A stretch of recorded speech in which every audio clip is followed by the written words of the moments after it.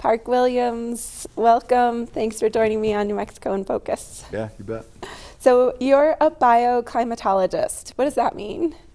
Somebody who can't decide whether they like to study the life more or the climate more. Climate affects life, and life affects climate. Vegetation life is something I'm really interested in, and that especially has a big effect on climate. And so I study both and call myself a bioclimatologist. In the Western United States, how has fire season changed, and kind of what time period are we talking about? Over the last century, the fire activity in the West has increased, but the vast majority of that increase has occurred since the late 70s or early 1980s. Our really good records of fires start in 1984, and that's when we start having really good high-resolution satellite imagery that allows us to map where exactly each fire occurred. And what we've seen is across the Western United States, where we've got really good data going back to 1984, that over the last nearly 4 decades, we've seen the annual area burned increase by over 300%. Over 300% means 3 to 4 times as much fire burning, as much area, land area burning today as would be expected in an average year in the 1970s or 1980s. But if you look deeper and see where these increases are really occurring, then we see that they're mostly occurring in forested areas. Forest fire area has increased by over 1,300% since the mid-1980s, whereas outside of forested area, the increase in burned area has been about 165%. An increase in 165% is still a big deal. It means more than a doubling of area burned in non-forested area. And if the forest fire trend wasn't so huge, then that's what we'd be talking about, is the doubling or tripling of burned area in non-forested areas. But forest fire has really stolen the show. And so the question is, why is this occurring? Why are forest fires getting so much bigger? An interesting thing is that they're actually not getting that much more frequent.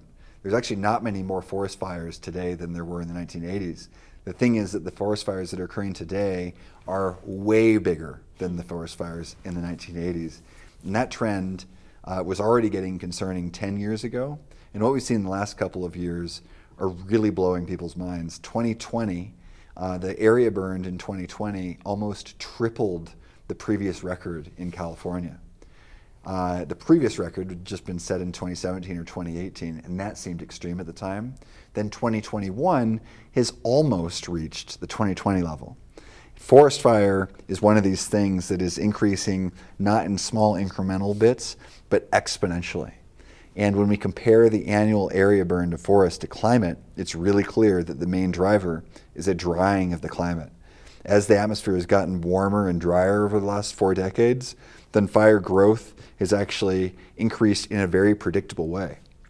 Even though 2020 was such an extreme outlier, if you just look at how much burned every year, that outlier was actually totally predictable based on how warm and dry it was in 2020, and 2021 is the same story. It feels to me like we're on a trajectory, and there might be good years and bad years, but I'm wondering if you can talk a little bit about what we need to be thinking about for the future. From the perspective of drought and fire, I think that hope is increasingly a bad thing to lean on.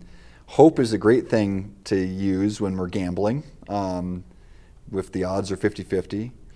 But if you establish a system of hope in a world where the dice are getting increasingly loaded, then hope becomes less and less realistic.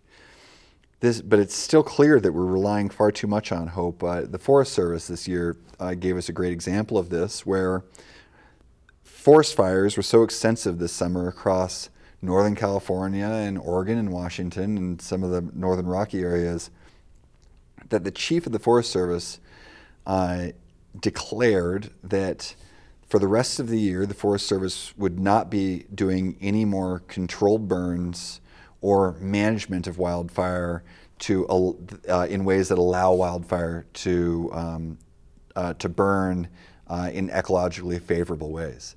What this means is that the Forest Service decided they were so spread thin on fighting fires, they needed to just focus on fighting fires and not use any resources toward using fire to burn forested landscapes in order to eat away at this fire deficit that we've been building for the last for the last century by fighting fires. Many of the forests in the western United States are artificially dense because we have been successfully fighting fires for a century, meaning the areas that could have burned in the 1950s and 60s didn't, and today there's more fuel on the landscape than there would be otherwise, so that when the inevitable fire comes today in a warmer world, then that fire is much more likely to burn very intensely.